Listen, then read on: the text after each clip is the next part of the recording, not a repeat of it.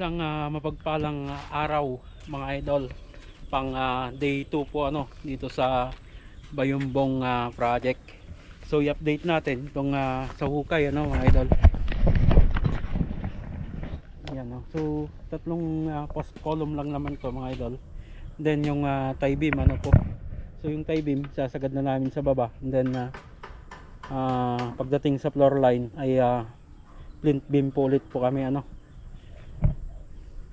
Ayan. So ito na yung hukay. Okay na po yung hukay.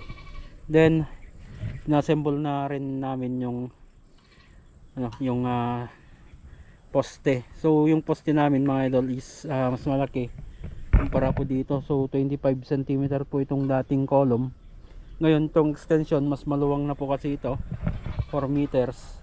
Kaya nilakayan namin tong column na pupunta po dito sa extension niya. So 30 cm po yung finish ng buhos nito. Then tong stirrup mga idol ay naka 135 degrees. Ito po siya. And then ito rin po yung sa sa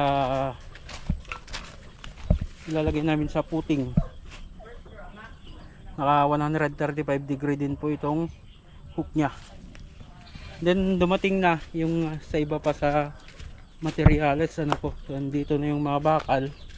Then yung semento na kailangan namin in-order. Then mga pako. Then yung mga board na kailangan namin.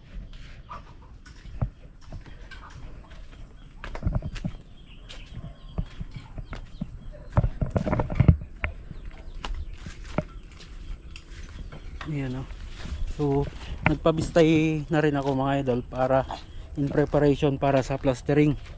So dadating yung iba sa ating mga kasama bukas magdadagdag ulit tayo ng mga kasama at pwede na pong palitadaan yung iba sa project po.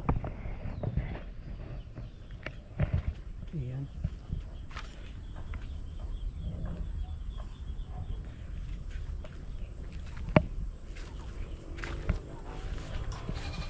Ito, nagdagdag pa tayo ng dalawang labor, si Tatex and then si Amila. Yo, what's up my man.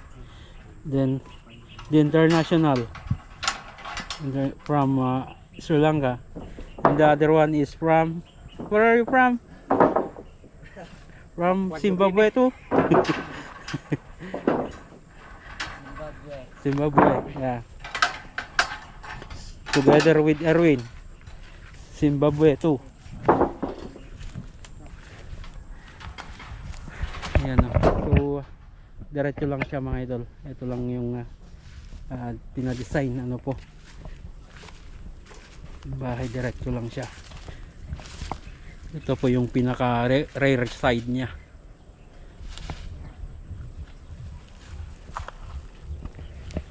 Tingnan natin mga idol bukas kung makakapagbuhos na kami sa column then tie beam. Sasabay ko na yung tie beam saka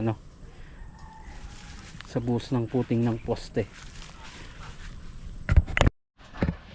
Then additional pa sa materials na dumating mga idol, dito na yung hollow block para dito sa extension, buhangin. May dalawang load muna na binagsak dito yun, saka yun, then yung G1 para sa buhos.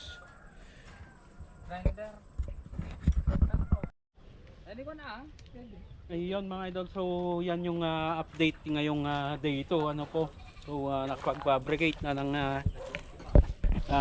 para sa wall footing nya yung parilya. Diyan na yung parilya, tatlo lang naman to mga idol. Then yung sa column, yan, so pangalawang column na ito na binubuo po. Yung isa ay tapos na. Then yung hukay, okay na rin po ito. Yan. Then yung sa pampalitada mga idol ay tuloy-tuloy lang po yan. Papadiretso ko po yan. papatambak natin yung pino dyan na buhangin para ready na pag naitayo namin yung column doon ay papasimulan ko ng magpaltada sa ating mga kasama.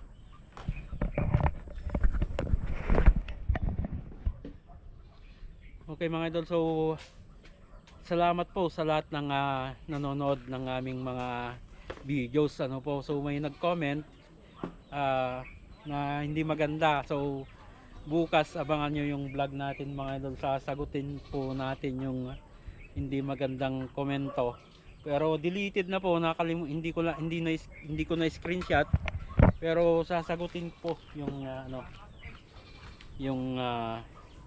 yung hindi magandang komento. So nung tiningnan ko ulit yung comment niya, wala naman na, hindi natin ma-retrieve yung comment. So hanggang dyan mga idol, lagi po tayong mag-ingat at God bless po sa ating lahat.